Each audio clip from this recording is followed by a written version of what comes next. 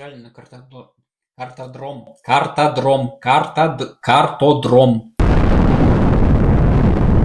Всем привет! С этого видео я начинаю свою автомобильную историю.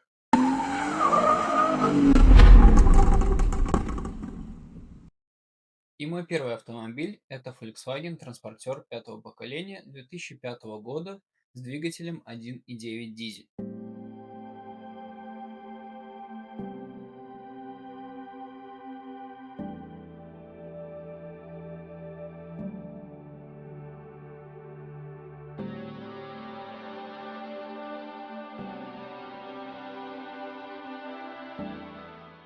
На самом деле это одна из машин, на которых я учился водить.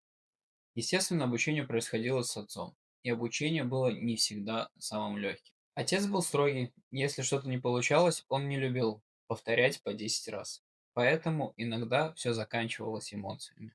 Но сейчас я понимаю, что это была забота и любовь. Просто выражалась она немного иначе. Жаль, что понял я это слишком поздно.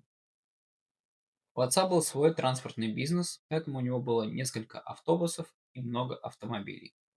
Данный автомобиль больше служил как резервное авто. И после того, как я сдал на права, я начал часто брать этот автомобиль для того, чтобы кататься с друзьями. Ну и, конечно же, после сдачи на права отец подключил меня к своему делу. Я начал выезжать на заказы, отвозил людей в аэропорт, просто по городу или за город, или какие-то другие трансферы. В общем, начал активно работать и активно помогать отцу по бизнесу. Приезжая как-то, значит, в Рижский аэропорт, и мне клиенты говорят: «А у вас есть права?» Я говорю: «Да, почему вы спрашиваете?» «Ну, вы не выглядите на 18 лет». Я спрашиваю: «А на сколько?» «На 16». Скажу так, что сейчас, в мои почти 27, мне не продают иногда энергетики без документов.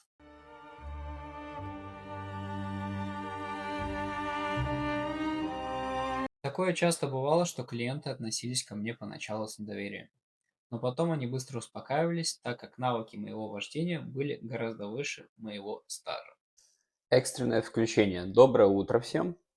Я хочу рассказать про одну вещь, про которую я забыл рассказать, но я просто про нее вообще забыл. Я вспомнил только, когда я ложился спать. Я такой, блин, точно, так же было. В общем, дело было, когда мне было 16-17 лет.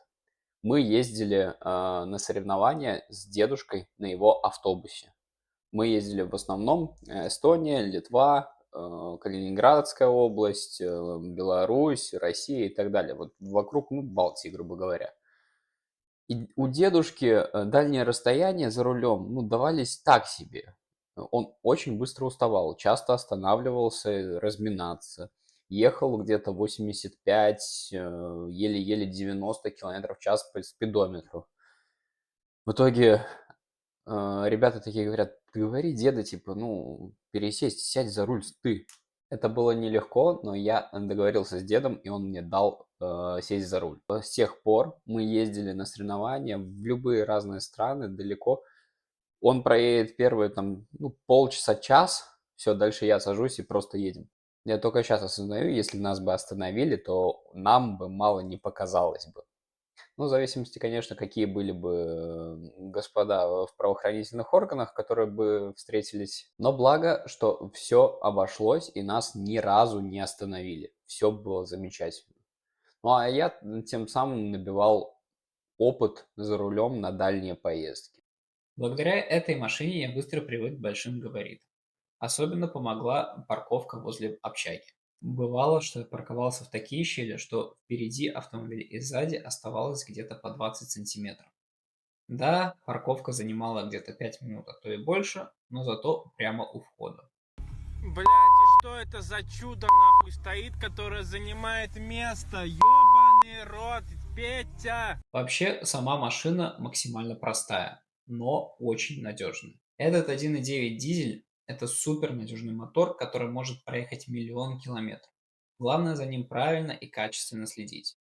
Комфорта в автомобиле минимум, так как комплектация была не самая богатая, но зато очень просторный салон.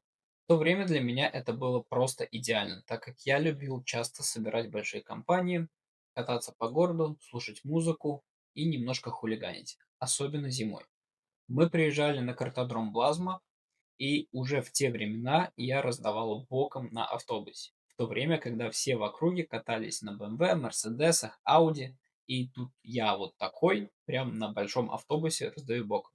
Да, там передний привод, но я просто разгонялся и немножко по траектории давал ручничка. Этот автомобиль настоящий учитель, так как пока мы катались и тусили, я обучил 5 людей ездить на механике. И для некоторых из них это был первый опыт взаимодействия автомобиля, и уже сразу же на таком большом авто. Во время ковида машина просто встала и долго, несколько лет стояла у нас во дворе, так как у меня появился уже другой автомобиль. А у отца основной автомобиль тоже был другой. Через какое-то время от одного человека пришло предложение поменять автомобиль на другой, для других целей. А на какой именно автомобиль я поменял, я уже расскажу в следующей серии. Вы подписывайтесь на канал, ставьте лайк. Дальше только газ.